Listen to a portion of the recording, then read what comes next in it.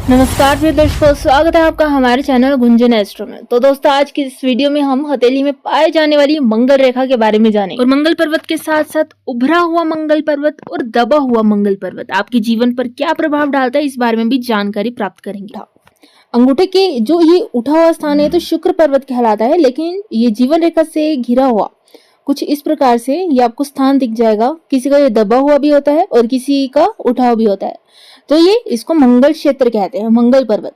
वैसे तो हथेली में 2 मंगल पर्वत होते हैं, तो इसको हम अंदरूनी मंगल पर्वत कहेंगे।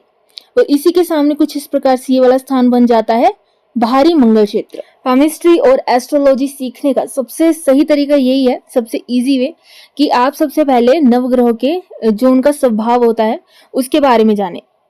अब जैसे मंगल पर्वत का क्या स्वभाव है? क्रोध, ऊर्जा, उत्साह, गुस्सा, धैर्यहीनता, दैवी शक्तियां। तो इन सब से संबंधित ही हम इस क्षेत्र के बारे में विचार कर सकते हैं। मतलब इन सब के बारे में भी ये जो क्षेत्र है, मंगल क्षेत्र है, बताएगा आपके जीवन में। और ये जो बाहरी मंगल क्षेत्र है, आपकी मानसिकता और आपके उत्साह के बारे में बताएगा, आपके एनर्जी के बारे में बताएगा। और यदि आपका ये अंदरूनी मंगल पर्वत उठा हुआ होता है, वो बाहर लिया हुआ होता है, तो ऐसे लोग आर्मी वगैरह में भी जा सकते हैं। मतलब जो भी उत्साह से रिलेटेड काम होता है, जोश से संबंधित होता है, एनर्जी से रिलेटेड होता है, जैसे कि पुलिस, सेना, ऐसे ही और भी जगह, तो इनमें आसानी से व्यक्ति जा सकते हैं। इनमें इतनी एनर्जी होती है कि ये लोग जल्दी थकने वाले नहीं होते हैं। बहस में भी सामने वाले को, किसी को भी हरा सकते हैं। ऐसे व्यक्ति किसी से भी डरते नहीं है, बल्कि उससे डटकर सामना करते हैं। लेकिन दूसरी तरफ यदि ये पर्वत दबा हुआ होता है तो इसके दुष्परिणाम देखने को मिलते हैं। जैसे कि सामने क्या दिखाएगा व्यक्ति कि मतलब है, इसमें जोश है, ये किसी का भी मुकाबला कर सकता है, लेकिन अंदर ही अंदर ये व्यक्ति काफी डरपोक किस्म के होते हैं। बहस इनसे करी नहीं जाती है। और यदि ये लोग गाली वगैरह देते हैं, अब्यूज लैंग्वेज का यूज करते हैं, तो ऐसे में इनका मंगल पर्वत और भी खराब होता चला जाता है। अगर ये लोग क्रोधी भी बहुत होते हैं तो तब भी कुछ भी नहीं कर पाते हैं। इनका गुस्सा ही इनके नाश का कारण बनता है।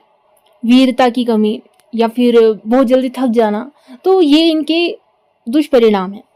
अब वो इसी तरफ ये जो आपका भारी मंगल है, जैसे कि पहले बताया था कि आपकी मानसिकता, उत्साह को दर्शाता है।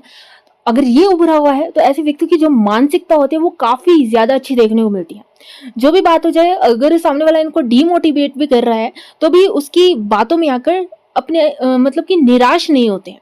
हमेशा इनमें उत्साह बना रहता है। और अगर ये कुछ करने की ठान लेते हैं तो उस चीज को पूरा कर कर ही छोड़ते हैं। इतनी एनर्जी इन लोगों के अंदर देखने को मिलती है।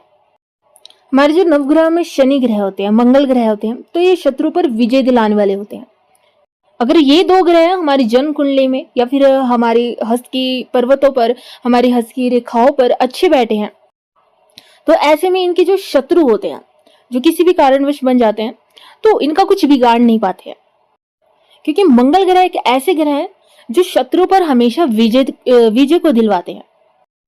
और अगर ये पर्वत इनका दबा हुआ है तो ऐसे में इनकी मानसिकता तो कमजोर होती है। सामने वाला अगर इनको निराश कर जाता है तो उसकी बातों में आकर जल्दी निराश भी हो जाते हैं और अपने जो ये उत्साह से काम कर रहे थे उस काम को भी स्टॉप कर देते हैं। वो उत्साह इनमें रह ही नहीं जाता। और जो इनके शत्रु अगर होते हैं इन व्यक्तियों के, तो ये अपने शत्रु का बिगाड़ नहीं पाते हैं कुछ। इनके शत्रु के कारण इनको हानि का सामना करना पड़ता है। मंगल पर्वत दबा हुआ ठीक करना चाहते हैं तो हनुमान चालीसा से बढ़कर और कुछ भी नहीं है। हनुमान जी की चालीसा का पाठ करें। दिन में 3 से 7 बार आप हनुमान चालीसा का पाठ कर सकते हैं। पाठ पूजा करते समय, चाहे आप कोई भी पाठ पूजा कर रहे हैं, तो अपने सामने जल का पात्र जरूर रखिए, या फिर लोटे में आप जल भर कर रख सकते हैं। तभी आप पाठ कीजिए और पाठ खत्म होने के बाद आप उस जल को या तो अपने घर में छिड़क सकते हैं या फिर आप खुद उस जल को ग्रहण कर सकते हैं। अब जान लेते हैं मंगल रेखा के बारे में। ठीक है, तो जैसे ये रही आपकी जीवन रेखा, और ये मंगल क्षेत्र से एक रेखा जीवन रेखा के साथ साथ चल सकती है। ठीक है, तो हम इसको स्पिरिचुअल लाइन भी कहते हैं। ये बहुत ही ज्यादा शुभ मानी जाती है। स्पिरिचुअल लाइन जैसे पता लग रहा है कि कुछ दैवीय शक्ति।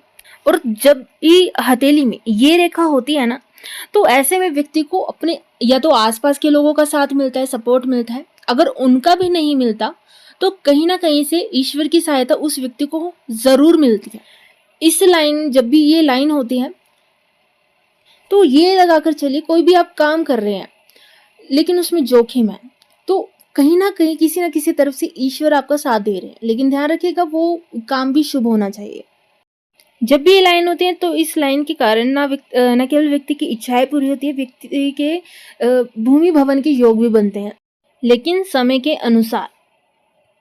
हाथ में मंगल रेखा हो और इन व्यक्तियों का जो लाइफ पार्टनर है अगर शादी के बाद वो भी सपोर्टिव मिल जाए तो ये जो मंगल रेखा है तभी सबसे ज्यादा अपना फल देती है। लेकिन फिर भी इसके कुछ ऐसे परिणाम है कि यदि व्यक्ति बड़ी से बड़ी मुसीबत में भी क्यों नहीं फंस जाता है तब भी कोई स्पिरिचुअल एनर्जी या फिर इनके जो आसपास के लोग होते हैं वो भी वैसे भगवान की कृपा से ही उनका साथ देते हैं इन व्यक्तियों का। मंगल रेखा और ये जो स्पिरिचुअल लाइन है अधिक जानकारी अगली वीडियो में हम देने की कोशिश करेंगे। फिलहाल के लिए हमें इजाजत दीजिए।